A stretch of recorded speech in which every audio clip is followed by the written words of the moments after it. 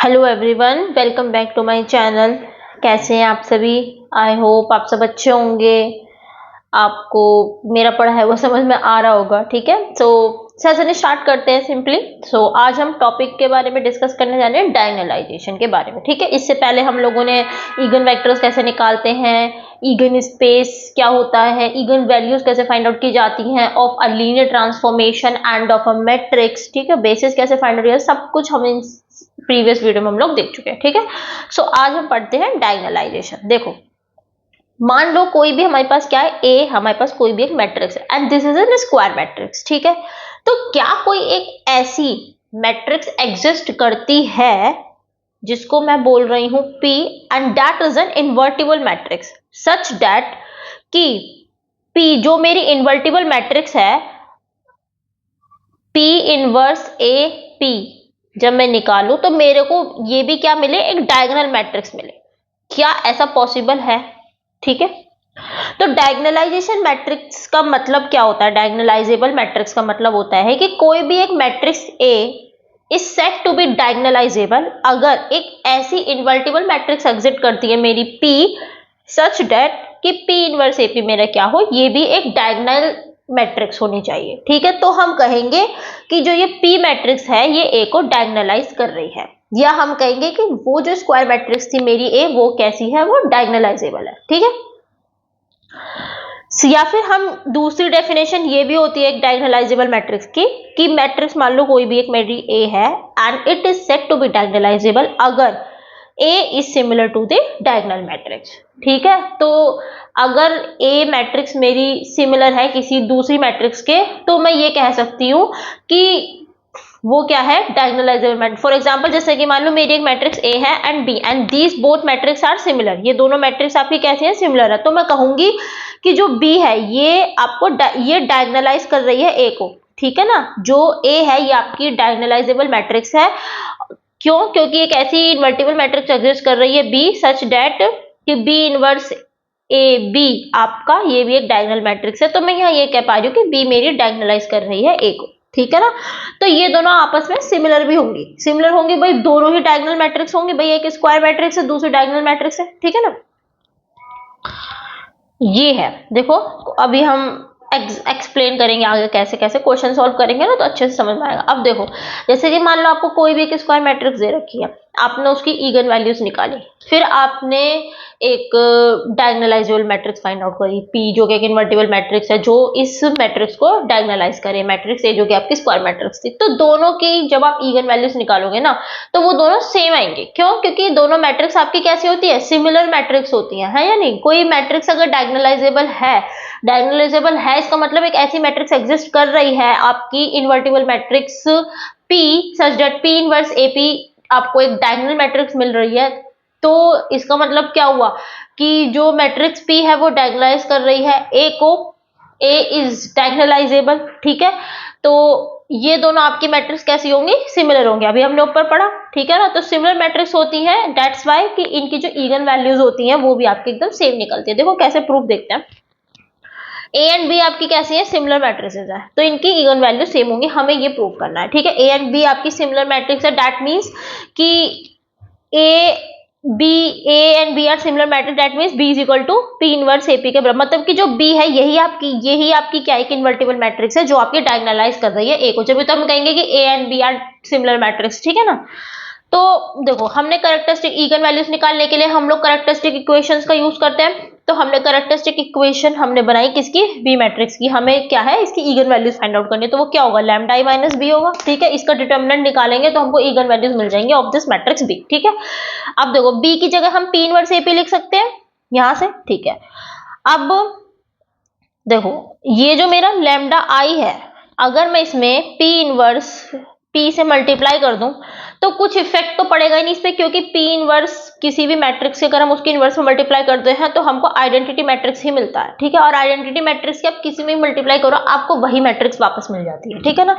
तो ये जो लैम्डा आई है यहाँ पे मैं P इनवर्स P लिख सकती हूँ अपने हिसाब से। ठीक है, अब यहाँ से हमने क्या करा, P इनवर्स कॉमन ले लिया तो लैम्डा आई माइनस ए P हो जाएगा। अब देखो P इनवर्स पी जो होगा ये तो आपकी एक आइडेंटिटी मैट्रिक्स ही बना देगा, ठीक है ना। तो आपका ओवरऑल लैम्डा आई माइनस ए का डिटर्मिनेंट ही बच जाएगा। तो आप देख सकते हो कि दोनों के दो ए और बी दोनों की कैरेक्टरिस्टिक इक्वेशन जो थी for finding the eigen values वो सेम आई है, तो इसका मतलब इगन वैल्यूज भी सेम आएंगी, ठीक है ना।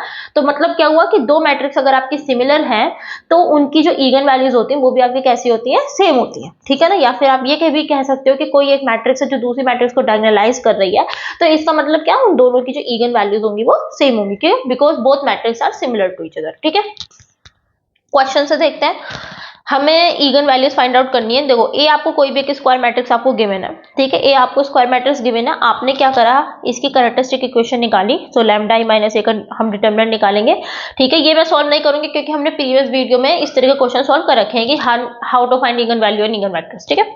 तो लैम्डा आई माइनस ए आपने कैरेक्टरिस्टिक इक्वेशन निकाली और इसके बाद आपने इगन वैल्यूज फाइंड आउट करी, तो आपको 4 -2 एंड -2 ये आपको इसकी क्या मिली, इगन वैल्यूज मिली, ठीक है ना। अब हम हर एक इगन वैल्यूज को कॉरेस्पॉन्डिंग हम क्या फाइंड आउट करते हैं, इगन वेक्टर्स फाइंड आउट करते हैं। तो लैम्डा इज इक्वल टू 4 के लिए हमने इगन वेक्टर फाइंड आउट करा तो आपको ये मिला। सिमिलरली आपने लैम्डा -2 के लिए इगन वेक्टर फाइंड आउट करा तो आपको ये मिला है, लैम्डा इज इक्वल टू -2, क्योंकि 2 बार -2 है तो यही एक आपको इगन वेक्टर आपको ये मिला, ठीक है। 3 आपको इगन वेक्टर्स आपको मिले, -2 से आपको 2 इगन वेक्टर्स मिले और 4 से आपको एक इगन वेक्टर आपको ये मिला, ठीक है। तो जो हमारी P जो हमारी मैट्रिक्स होगी, जो इन्वर्टिबल मैट्रिक्स होगी, तो वो इन इगन वेक्टर्स का ही, इन इगन वेक्टर से ही जो आपकी मैट्रिक्स बनते हैं वही होगी। जैसे कि P1 P2 P3 आपके क्या थे, ये आपके 3 इगन वेक्टर्स मिले थे हमें corresponding to the eigen values, तो जो आपकी P मैट्रिक्स होगी वो आपकी क्या होगी, ये होगी P1 P2 P3, इस तरीके से आप लिखेंगे तो ये आपको मैट्रिक्स मिल जाएगी। फिर आप इसका जब P इनवर्स A पे निकालोगे ना तो आपको देखो ये मिलेगा, and this is an diagonal matrix, ठीक है। ये आपकी डायगोनल मैट्रिक्स ही है। अब मान लो इन केस अगर आप इनकी पोजीशन को इंटरचेंज भी कर देते, ये जो आपके इगन वेक्टर्स आए थे मैट्रिक्स बनाने के लिए P की, आपने इनकी पोजीशन को इंटरचेंज भी कर दिया, ठीक है। तो आपने मान लो इस तरीके से लिखा, तब भी आप जब P इनवर्स A पे निकालेंगे तो भी आपको ये मिलेगा। तो आप देख सकते हो जो डायगोनल, जो आपका भी प्रिंसिपल डायगोनल होता है, इसकी जो वैल्यूज होती है यही आपकी इगन वैल्यूज को दिखाता है, ठीक है ना। तो देखो 4 -2 -2 4 -2 -2, तो आप किसी भी ऑर्डर में आप इनको लिख सकते हो लेकिन आपको इगन वैल्यूज सेम ही मिलेंगी। तो देखो ऊपर भी आपको 4 -2 -2 मिली थी इगन वैल्यूज मैट्रिक्स ए की, ठीक है। जब आपने मैट्रिक्स P निकाली आपने इन कॉरेस्पॉन्डिंग इगन वेक्टर्स के थ्रू, और जब इससे आपने देखा कि P इनवर्स AP भी आपकी क्या है, एक डायगोनल मैट्रिक्स ही बन रही है और इसमें भी इगन वैल्यूज और उसकी इगन वैल्यूज दोनों की क्या है, सेम है, ठीक है ना। अब देखो डायगोनलाइजेशन के लिए कंडीशन क्या होनी चाहिए, देखो कोई भी मान लो आपके पास एक स्क्वायर मैट्रिक्स है A, it is said to be diagonalizable, अगर सिर्फ ये हम तभी डायगोनलाइजेबल होगी अगर इसके पास n linearly independent eigen vectors होंगे, ठीक है। जैसे कि आप यहाँ पे देख सकते हो कि A मैट्रिक्स थी तो इसकी जो इगन वैल्यूज आई थी 4 -2 -2 आ रही थी और इसके पास 3 लीनियरली इंडिपेंडेंट इगन वेक्टर्स थे, सिमिलर नहीं थे जो इगन वेक्टर। देखो लैम्डा 4 से आपको एक इगन वेक्टर ये मिला था, लैम्डा -2 से आपको 2 लीनियर इंडिपेंडेंटली आपको दो इगन वेक्टर्स मिले थे, ठीक है ना। तो if a matrix has linearly independent eigen vectors अगर हैं तो वो मैट्रिक्स आपके डायगोनलाइजेबल होगी, ठीक है ना, ठीक है ना। तो प्रूफ भी देख लेते हैं कैसे। देखो मान लो ए आपकी मैट्रिक्स कैसी है, डायगोनलाइजेबल मैट्रिक्स है, ठीक है। ए आपकी सॉरी डायगोनलाइजेबल है, तो एक ऐसी मैट्रिक्स P एग्जिस्ट करेगी सच दैट कि D is equal to P inverse AP, मतलब कि एक ऐसी मैट्रिक्स एग्जिस्ट करेगी आपकी P such that P inverse AP आपकी कैसी होगी, डायगोनल मैट्रिक्स होगी, ठीक है। तो जो हमारी ये P मैट्रिक्स होती है एक्चुअल में ये क्या होती है, जो हम इगन वैल्यूज के कॉरेस्पॉन्डिंग जो हम इगन वेक्टर्स निकालते हैं उन्हीं से ही तो बनती है ये P मैट्रिक्स आपकी, जहाँ पे P1 P2 इस तरीके से Pn चल रहा है, ये आपके क्या होते हैं, इगन वेक्टर्स होते हैं, ठीक है ना। और D आपकी क्या होगी, मान लो जो P इनवर्स AP हम कहते हैं कि ये हमारी क्या होगी, एक डायगोनल मैट्रिक्स होगी। तो मान लो मैंने इसको एक नाम दे दिया D, तो जो D होगी ये मेरी क्या होगी, एक डायगोनल मैट्रिक्स ही तो होगी जिसमें लैम्डा 1 लैम्डा 2 डायगोनल। इसका मतलब क्या है कि D मेरी वो मैट्रिक्स होगी जिसके प्रिंसिपल डायगोनल में क्या होंगे, जो एलिमेंट्स होंगे वो आपके कैसे होंगे, इगन वैल्यूज ही तो होते हैं, यही तो होते हैं जो हमारी P इनवर्स AP जो कि हमारी डायगोनल मैट्रिक्स होती है। तो इसमें सारे एलिमेंट 0 होते हैं एक्सेप्ट योर प्रिंसिपल डायगोनल, और वो जो प्रिंसिपल डायगोनल में एलिमेंट्स होते हैं वो आपके जो इगन वैल्यूज होती है वही तो होते हैं। तो वही चीज यहाँ पे लिखी हुई है कि लैम्डा 1 लैम्डा 2 से लैम्डा n तक ये आपके क्या इगन वैल्यूज है, ठीक है ना, किसके, इस मैट्रिक्स ए के। ठीक है, तो जो हमारी डी जो कि एक डायगोनल मैट्रिक्स हमारी होगी जो कि पी इनवर्स एपी के ही बराबर है, तो इसके जो एलिमेंट्स होंगे वो क्या होंगे, प्रिंसिपल डायगोनल पे एलिमेंट्स होंगे, कौन से होंगे, लैम्डा 1 लैम्डा 2 लैम्डा n, जो कि आपकी इगन वैल्यूज ही होंगी। ठीक है ना, और मैट्रिक्स पी क्या होती है, मैट्रिक्स पी होती थी आपकी जो आप इन कॉरेस्पॉन्डिंग इगन वैल्यूज से आप इगन वेक्टर्स फाइंड आउट करते थे उनका। ठीक है ना, तो अब हम क्या कर रहे हैं कि जो पी मैट्रिक्स है और जो डी मैट्रिक्स है इन दोनों का मल्टीप्लीकेशन कर रहे हैं। ठीक है, प्रूफ करना है हमको तो कि n linearly independent eigen vectors होने चाहिए, उसी का ही हम प्रूफ कर रहे हैं यहाँ पे। तो पी डी की मल्टीप्लाई करी हम लोगों ने, पी मैट्रिक्स क्या थी आपकी this one and D matrix क्या थी आपकी ये वन। ठीक है, अब इसमें होगा क्या, जब हम इनकी मैट्रिक्स की मल्टीप्लाई करेंगे तो पी वन की लैम्डा 1 में मल्टीप्लाई हो जाएगी, पी वन की 0 में करेंगे तो 0 0 हो जाएगी। ठीक है ना, तो हमको जो मल्टीप्लाई करके मैट्रिक्स मिलेगी, देखो ये जो आपकी मैट्रिक्स है ये आपकी 1 इंटू एन की है। ठीक है, एंड ये जो मैट्रिक्स है आपकी ये आपकी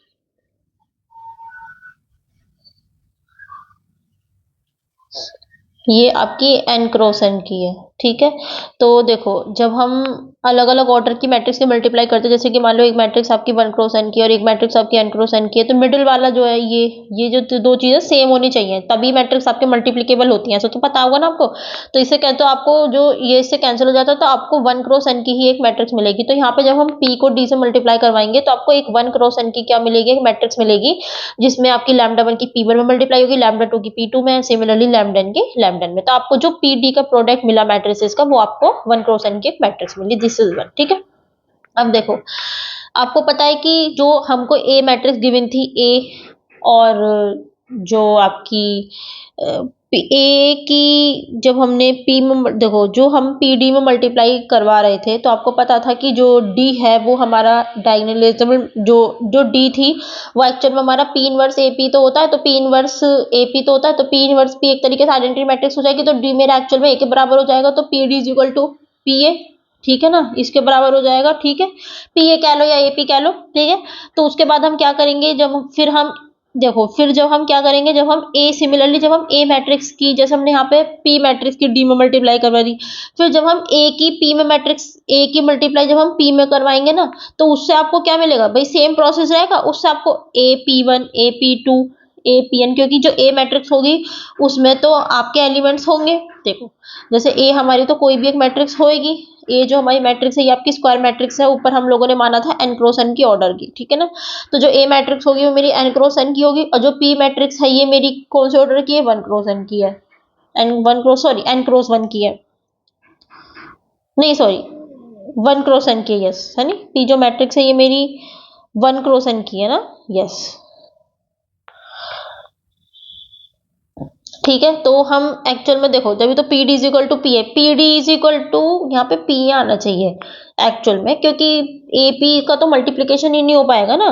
तो अगर मैं पी ए की मल्टीप्लाई करती हूँ तो क्योंकि जो पी मैट्रिक्स है मेरी 1 क्रॉस एन ऑर्डर की है और जो ए मैट्रिक्स है वो एन क्रॉस एन ऑर्डर की, तो उससे भी आपको क्या मिलेगी, 1 क्रॉस एन की एक मैट्रिक्स मिलेगी, तो दिस वन 1 क्रॉस है। तो ये जो है ना A P is equal to P D नहीं है, this is P A, P A is equal to P D कर लेना इसको, P A is equal to P D होगा, क्योंकि आपको पता है कि जो डी होती है वो पी इनवर्स ए पी के बराबर होती है, तो पी इनवर्स ए पी आपका क्या हो जाएगा, पी इनवर्स ए पी आपका आइडेंटिटी मैट्रिक्स हो जाती है, तो इसका मतलब डी ए के बराबर हो जाता है।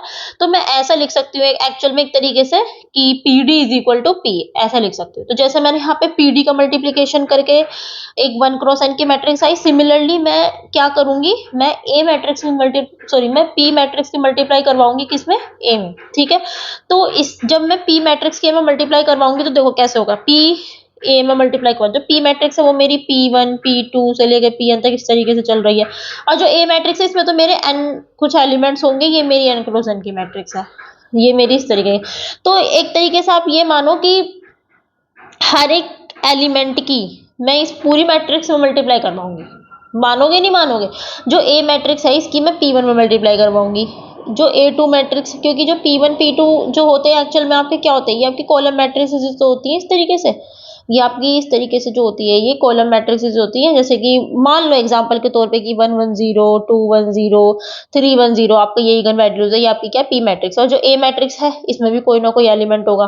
ठीक है ना, तो फिर जब हम पी ए के आपस में मल्टीप्लाई करवाएंगे तो आपको यहाँ पे A P one A P two से लेके ए पी एन तक मिलेगा, और जो आपने पी डी की मल्टीप्लाई करवाई थी ऊपर वो आपको ये मिलेगी। तो आप देख सकते हो कि यहाँ पे आप देख सकते हो कि A P I is equal to एक तरीके से लैम्डा आई पी आई है या नहीं भाई। आई की वैल्यू यहाँ से 1 2 3 4, क्योंकि A P one lambda one P one के बराबर हो जाएगा, A P two lambda two P two के बराबर हो जाएगा, क्योंकि P D is equal to P A है तो इंडिविजुअल एलिमेंट्स आपस में बराबर हो जाएंगे, ठीक है ना।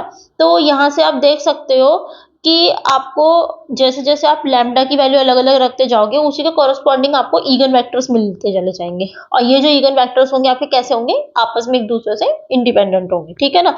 देखो the above equations imply that जो कॉलम वेक्टर्स हैं आपके पी आई, इस जो पी जो मैट्रिक्स है उसमें जो कॉलम वेक्टर्स होते हैं वो पी आई तो होते हैं, जो पी मैट्रिक्स होती है वो पी आई, तो उसके अंदर कॉलम वेक्टर्स होते हैं, मतलब वही ईगन वेक्टर्स, ठीक है ना। ए के तो इसमें आप देख सकते हो डायगोनल एंट्रीज जो है लैम्डा आई डी की, ये आपकी क्या ईगन वैल्यूज होती है ए के, ठीक है ना। तो ए मैट्रिक्स डायगोनलाइजेबल है तो इसका मतलब पी आपकी इन्वर्टिबल मैट्रिक्स भी होगी, और जो कॉलम्स होंगे इस पी मैट्रिक्स के वो आपस में क्या होंगे, लीनियरली इंडिपेंडेंट होंगे। तो कोई भी मैट्रिक्स अगर हो, क्योंकि देख सकते हो ना आप अलग अलग आई की वैल्यू अलग अलग के लिए आपको अलग अलग ईगन वैल्यूज फैक्टर्स मिलेंगे, ठीक है ना। आई के अलग अलग वैल्यूज के लिए आपको अलग अलग ईगन वेक्टर्स मिलेंगे, सॉरी आई की वैल्यू अलग, लैम्डा की अलग अलग वैल्यू के लिए। तो इसका मतलब एन लीनियर इंडिपेंडेंट वेक्टर्स हैं जब हम ये लेके चलिए कि मैट्रिक्स आपकी डायगोनलाइजेबल है, ठीक है ना। आप समझ में आया ना। देखो मैं एक बार और बता देती हूँ, देखो पीडी तक तो आप लोगों को समझ में आ गया ना कि देखो ए आपकी क्या है, डायगोनलाइजेबल मैट्रिक्स है, ठीक है ना। सच डेट कि आपको एक ऐसी मैट्रिक्स एग्जिस्ट करेगी पी जो कि आपकी इन्वर्टिबल मैट्रिक्स होगी, and P inverse A P आपका क्या होगा, ये sorry P inverse A P आपकी कैसी होगी, डायगोनल मैट्रिक्स होगी, ठीक है। डायगोनल मैट्रिक्स होगी, इसको मैंने डी नाम दे दिया, ठीक है ना। मतलब पी इनवर्स ए पी जो एक्चुअल में वो डी मैट्रिक्स के बराबर है, ठीक है। तो जो ए मैट्रिक्स है ये मेरी एन क्रॉस एन की मैट्रिक्स है, ठीक है। जो पी मैट्रिक्स होगी वो मेरी क्या होगी, जब हम ए मैट्रिक्स की मान लो इस ए मैट्रिक्स की जो ईगन वैल्यूज है वो आपकी लैम्डा वन लैम्डा टू से लेके लैम्डा तक है, और इन्हीं ईगन वैल्यूज के कॉरस्पॉन्डिंग जो आपको ईगन वेक्टर्स मिलेंगे फिर उससे जो हम पी मैट्रिक्स ट्रांस बनाएंगे तो वो आपकी इस तरीके से तो बनाते हैं P one P two P three, इस तरीके से। ये आपकी क्या होती है, एक पी मैट्रिक्स होती है जिसमें P1 P2 P3 आपके क्या होते हैं, ईगन वेक्टर्स होते हैं corresponding to the lambda one lambda two lambda eigen values के कॉरस्पॉन्डिंग, ठीक है। फिर पी जब आप पी इनवर्स एपी निकालते हो तो उससे आपको क्या मिलता है, डायगोनल मैट्रिक्स मिलती है, और वो जो डायगोनल मैट्रिक्स होती है डी जो कि मेरी पी इनवर्स एपी के ही बराबर है, ये जो डायगोनल मैट्रिक्स होती है हम इसको कैसे रिप्रेजेंट करेंगे, डायगोनल लिख दिया। डायग से मतलब क्या है कि डायगोनल मैट्रिक्स में सिर्फ डायगोनल एलिमेंट्स ही होते हैं, जो प्रिंसिपल डायगोनल होता है आपका जो मैट्रिक्स होती है उसका प्रिंसिपल डायगोनल होता है दिस वन, ठीक है ना। ऐसे नहीं होता है डायगोनल प्रिंसिपल डायगोनल, ऐसे ही होता है हमेशा, ठीक है। तो जो डायगोनल मैट्रिक्स होती है उसके जो प्रिंसिपल डायगोनल के एलिमेंट्स होते हैं सिर्फ वही होते हैं, बाकी सारे एलिमेंट जीरो होते हैं। अब क्योंकि ये आपकी मैट्रिक्स डायगोनलाइजेबल है ए, तो इसके लिए एक ऐसी मैट्रिक्स एग्जिस्ट कर रही है such that P inverse AP आपका क्या हो रहा है, डायगोनल मैट्रिक्स मिल रही है। तो इसमें जो आपके डायगोनल मैट्रिक्स होते हैं वो एक्चुअल में क्या होते हैं, जो ईगन वैल्यूज होती है वही तो होते हैं, बाकी सारे एलिमेंट जीरो जीरो होते हैं, ठीक है। अब हम क्या कर रहे हैं, प्रूफ करना है हमें कि हमको गिवन है कि जो मैट्रिक्स है वो आपकी डायगोनलाइजेबल है, और हमको ये प्रूव करना है कि N linearly independent eigen vectors होंगे तभी ये मैट्रिक्स आपकी डायगोनलाइजेबल होगी, ठीक है। कंडीशन दे रखी है तो हमने क्या करा, पहले पी डी की मल्टीप्लाई करवाई। अब यू नो कि जो पी है ये मेरा वन क्रॉस एन की मैट्रिक्स है, ठीक है, और जो मेरी ये डी मैट्रिक्स है ये मेरी एन क्रॉस एन की मैट्रिक्स है, तो इससे मेरे को क्या मिलेगी, एक वन क्रॉस एन की मैट्रिक्स मिलने वाली है। तो जब मैं पी की एन में मल्टीप्लाई करवाऊंगी दैट मीन्स अगर मैं P1 P2 P3 इस तरीके से चल रहा है और मैं इसकी डायगोनल मैट्रिक्स में मल्टीप्लाई करवाऊंगी तो इससे मेरे को मल्टीप्लाई करो तो क्या मिलेगा, P1 की लैम्डा वन मल्टीप्लाई करो P2 की लैम्डा टू में मल्टीप्लाई करोगे, क्योंकि जब हम मैट्रिक्स मल्टीप्लिकेशन करते हैं तो इस रो की इस कॉलम वेक्टर में ही तो मल्टीप्लिकेशन करते हैं इस तरीके से, तो P1 की लैम्डा वन में मल्टीप्लाई कर रही प्लस P1 की जीरो में प्लस P2 की जीरो में, तो ये तो सब जीरो तो चला जाएगा ना फिर, तो इसी वजह से तो P1 lambda one P2 lambda two इस तरीके से आपको ये मैट्रिक्स मिल जाएगी, ठीक है। अब हमने क्या करा, अब हमने देखो PD, क्योंकि D आपकी किसके बराबर थी, P इनवर्स AP के बराबर थी, P इनवर्स AP एक्चुअल में this is an identity matrix बना देंगे ये, तो D आपका A के ही बराबर हो जाएगा। तो अब हम क्या करेंगे, PA की मल्टीप्लाई करेंगे, तो जो PA की मल्टीप्लाई करेंगे तो P आपकी मैट्रिक्स थी P1 P2 P3 से लेके Pn तक। A मैट्रिक्स आपकी कुछ n ऑर्डर की आपकी एक मैट्रिक्स थी, ये आपकी वन क्रॉस एन की मैट्रिक्स, जब हम इसकी मल्टीप्लाई करेंगे तो इससे भी आपको क्या मिलेगा, एक वन क्रॉस एन की ही मैट्रिक्स मिलने वाली है। अब इसमें क्या करोगे, देखो आप एक तरीके से इस ये तो आपका एक रो वेक्टर ही तो है ये, ठीक है ना। और मल्टीप्लाई जब हम करेंगे तो इस रो की पहले इस कॉलम में करते हैं, इस तरीके से तो मल्टीप्लाई करते हैं हम हमेशा मैट्रिक्स में। तो आप देख सकते हो कि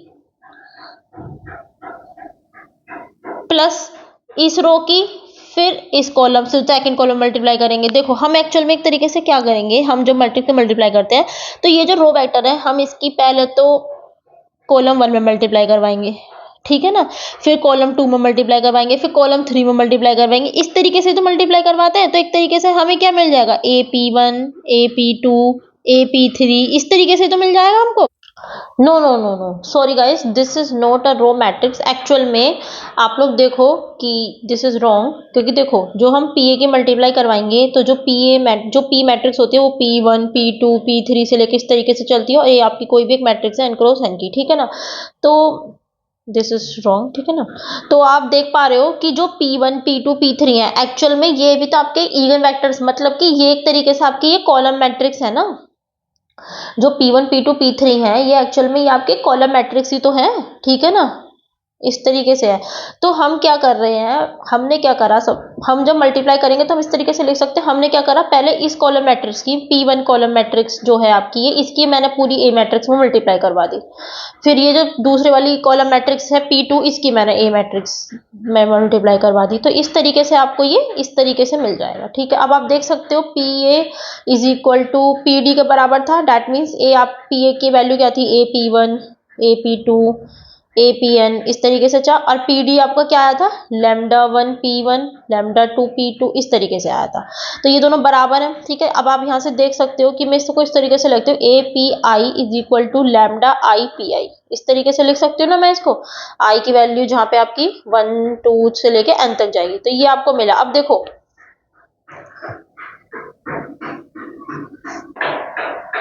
ठीक है, तो अब आप देख सकते हो कि आपको यहाँ से कहाँ मिल गया, सॉरी कहाँ थी मैं, ये रहा। आपको इससे API is equal to λIPI मिल गया। तो यही तो आपकी डेफिनेशन होती है, हमने पीछे पढ़ा था ना, AX is equal to λX है, तो लैम्डा आपकी इसमें क्या होती है, इगन वैल्यू होती है, और x क्या होता है आपका, इगन वैल्यू होता है, इगन वेक्टर होता है for this corresponding to this eigen value, lambda eigen value. तो ये आपकी डेफिनेशन आ गई ना यहाँ से। तो इसका मतलब क्या है कि आपको for I is equal to 1 2 3 for different different eigen values के लिए आपको जो है अलग अलग इगन वेक्टर्स आपको मिलेंगे। तो यहाँ से आपको पता चल गया कि यहाँ से आपको क्या है, लीनियरली इंडिपेंडेंट इगन वेक्टर्स मिलेंगे, और यही चीज हमको प्रूव करनी थी, ठीक है ना। यहाँ पे हम लोग क्या कर रहे हैं, हम इसके बाद हम लोग क्या कर रहे हैं, कन्वर्स लेके चल रहे हैं, ठीक है। कन्वर्स कैसे लेके चल रहे हैं कि अब हम मान रहे हैं कि जो A मैट्रिक्स है इसके पास n linearly independent eigen vectors हैं विद द कॉरस्पॉन्डिंग वैल्यूज λ1 λ2 से लेके λn तक। अब हमको ये प्रूव करना है कि ये मैट्रिक्स आपकी डायगोनलाइजेबल मैट्रिक्स है। तो देखो अब इसको कैसे करेंगे, अब देखो जब तो देखो सेम कंडीशन आ जाएगी, API is equal to λIPI आ जाएगी। क्यों, क्योंकि λ1 λ2 λ3 अलग अलग इगन वैल्यूज के लिए आपके पास क्या है, अलग अलग इगन वेक्टर्स आपके पास हैं। तो डेफिनेशन यही तो होती है, AX is equal to λX, ठीक है ना, जहाँ पे x आपका इगन वेक्टर होता है, लैम्डा क्या होता है आपकी इगन वैल्यू होती है। तो यहाँ पे इगन वेक्टर क्या है आपके P1 P2 P3, तो इसकी जगह आपके बहुत सारे इगन वेक्टर्स है, तो हमने API लिख दिया is equal to eigen values, अलग अलग इगन वैल्यूज के लिए, और PI, यही तो डेफिनेशन हो जाएगी फिर आपकी, ठीक है ना, जहाँ पे I की वैल्यू 1 से लेकर n तक है। तो अब मान लेते हैं कि जो P मैट्रिक्स है हमारे पास एक, जिसमें आपके ये इगन वेक्टर्स के थ्रू आपकी P मैट्रिक्स बनवाई गई है, ठीक है। तो उसके बाद क्या होगा, जब हम A की P में मल्टीप्लाई करवाएंगे, तो जब हम A की इस P मैट्रिक्स में मल्टीप्लाई करेंगे तो आपको कुछ इस तरीके से मिलेगा, ठीक है ना। और आप पता ही आपको कि जो AP1 है, जो कि हमने लिखा था पीछे कि API is equal to λIPI के बराबर है, तो जो AP1 होगा वो आपका λ1 P1 के बराबर होगा, λ2 P2 के बराबर होगा, λn Pn के बराबर होगा, इस तरीके से सिमिलर, ठीक है ना। तो यहाँ से आप देख पाओगे कि मैं इस मैट्रिक्स को अलग अलग तोड़ के लिख सकती हूँ, नहीं भाई, जो इन दोनों मैट्रिक्स का प्रोडक्ट ही तो ये है, तो एक तरीके से मैं इसको अलग अलग इस तरीके से लिख सकती हूँ।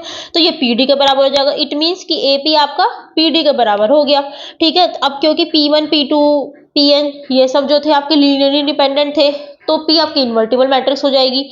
इन्वर्टिबल मैट्रिक्स हो जाएगी तो इसका मतलब एक P इनवर्स ऐसा एग्जिस्ट करेगा, ठीक है ना। P आपकी कैसे हो जाएगी, इन्वर्टिबल मैट्रिक्स हो जाएगी। तो जब आप P इनवर्स AP निकालोगे तो आपको यहाँ से क्या मिलेगा, डायगोनल मैट्रिक्स ही मिलेगा, ठीक है ना।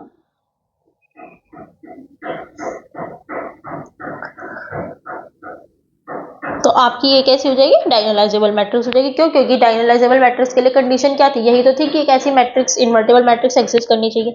अगर आपके पास आपके पास लीनियरली इंडिपेंडेंट वेक्टर्स हैं, तो इट मीन्स क्या है कि जो वो मैट्रिक्स आपकी कैसी है, इन्वर्टिबल मैट्रिक्स है, ठीक है ना।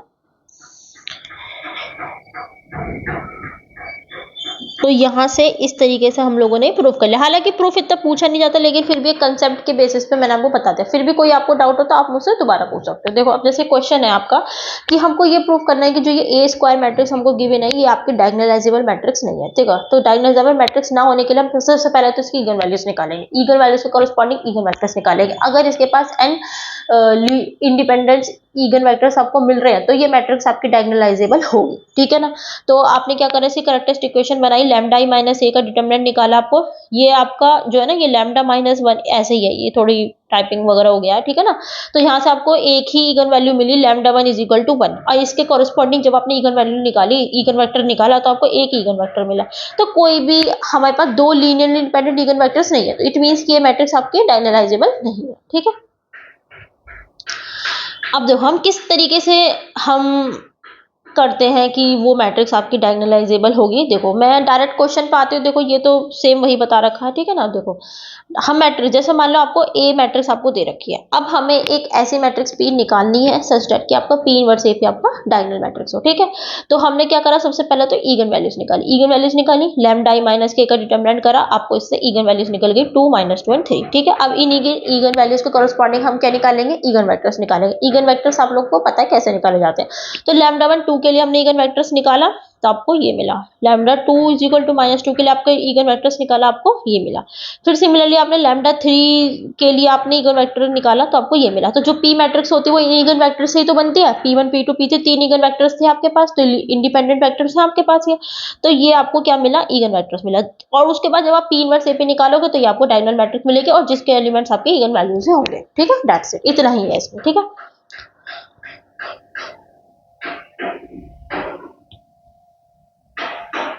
ठीक है, तो आप लोग अब समझ गए होंगे कि हम किस तरीके से किसी मैट्रिक्स को, कौन सी मैट्रिक्स कब डायगोनलाइजेबल होती है कब नहीं होती है, ये हमने निकाला, ठीक है ना। बाकी देखो इसमें भी यही चीज गिवन थी कि सबसे पहले आप क्या करोगे, आप n linearly independent eigen vectors find out करोगे corresponding to the eigen values lambda one lambda two, ठीक है। फिर आप जो पी मैट्रिक्स कंसीडर करोगे जिसमें आपकी जो आपकी ईगन वेक्टर्स से बनी हुई होगी, ठीक है। फिर आप पी इनवर्स ए पे निकालोगे, वो आपको डायगोनल मैट्रिक्स ही मिलेगी, ठीक है ना। और जिसके जो डायगोनल एलिमेंट्स होंगे वो लैम्डा वन लैम्डा टू, यही जो आपकी ईगन वैल्यूज थे वही होंगे, ठीक है। ठीक है ना, ये चीज थी, ठीक है ना। अब जैसे आपको मान लो, आपको अभी तक तो हम एक सिंगल मैट्रिक्स लेके चल रहे थे कि आपको ए एक स्क्वायर मैट्रिक्स दे रहा है। क्या मान लो आपको जो है ए स्क्वायर, ठीक है। इसका मतलब क्या होता है कि आपको दो मैट्रिक्स का प्रोडक्ट है ना, उससे जो आपको मैट्रिक्स मिलती है उसका अगर आपको डायगोनलाइजेशन निकालना हो तो आप कैसे निकालोगे। तो देखो इसका एक सिंपल सा ही फॉर्मूला है। तो जैसे कि मान लो ए की पावर हम के लेके चलते हैं, तो हमें एक तरीका बेस्ट वे चाहिए इसकी डायगोनलाइजेशन टेक्निक के लिए। तो हम लोगों ने क्या करा कि मान लो जो डायगोनल मैट्रिक्स होती है वो हमारी कुछ इस तरीके की होती है, जिसमें आपके जो डायगोनल वेक्टर्स होते हैं, जो डायगोनल एलिमेंट्स होते हैं वो आपके लैम्डा वन लैम्डा टू होते हैं, जो कि आपके ईगन वैल्यूज ही होते हैं उस ए मैट्रिक्स के, ठीक है। तो अब जैसे मान लो आपकी जैसे कि डी है, तो आपकी डी की पावर के क्या हो जाएगी, यहाँ पे आप हर एक जो लैम्डा वन है इसमें इसकी पावर आप के चढ़ा दो, लैम्डा टू की पावर के चढ़ा दो, इसी तरीके से इसकी पावर के चढ़ा दो, सबकी पावर के चढ़ा दो, वही आपकी क्या होगी, डी की पावर के हो जाएगी। डी की पावर के क्या होगी, ये आपकी ए की पावर के की डायगोनलाइजेशन होगी, ठीक है ना। तो पहला तरीका तो ये है। फिर हम क्या करेंगे, जैसे कि आप जानते हो कि जो डी है वो आपका पी इनवर्स एपी के बराबर है।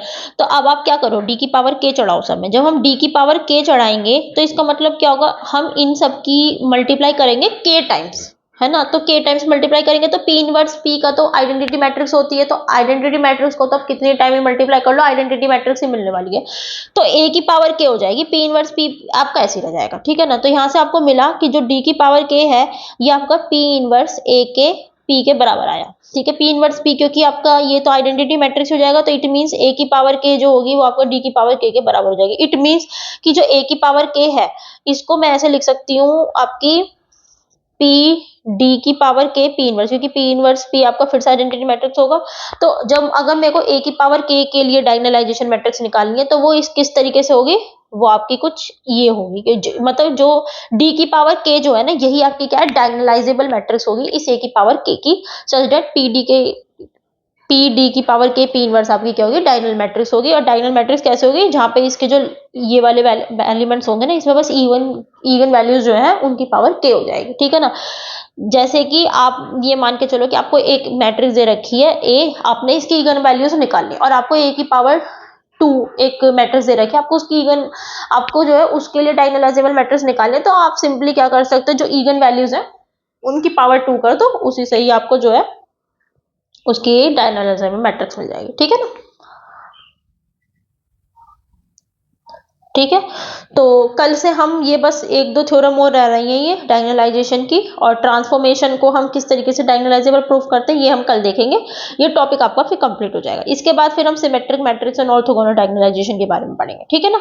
तो आई होप आपको समझ में आया होगा। फिर भी कोई भी दिक्कत दुविधा परेशानी है आप मेरे को कमेंट सेक्शन में बता सकते हैं, मैं आपकी हर कोशिश करूंगी आपके प्रॉब्लम्स को दूर करने के लिए, ठीक है ना। बहुत टाइम बाद मैंने वीडियो रिकॉर्ड करी है क्योंकि टाइम नहीं मिल पाया था, मेरा थोड़ा बीच में एग्जाम था इस वजह से, ठीक है ना। ठीक है, कंटेंट मैं आपको सब प्रोवाइड करूंगी, पढ़ाऊंगी अच्छे से, ठीक है ना, उसकी आप टेंशन बिल्कुल मत लेना। बस आप वीडियो को देखो, ठीक है ना, और आप कंटेंट समझने की कोशिश करो, ठीक है ना। हो सकता है मेरा थोड़ा पढ़ाने का तरीका बोरिंग हो, लेकिन मैं कंटेंट आपको एकदम बढ़ा दूंगी, ठीक है ना। तो फिर भी कोई भी आपको दिक्कत है तो आप मेरे को बताना। So thank you, take care, bye bye, God bless you.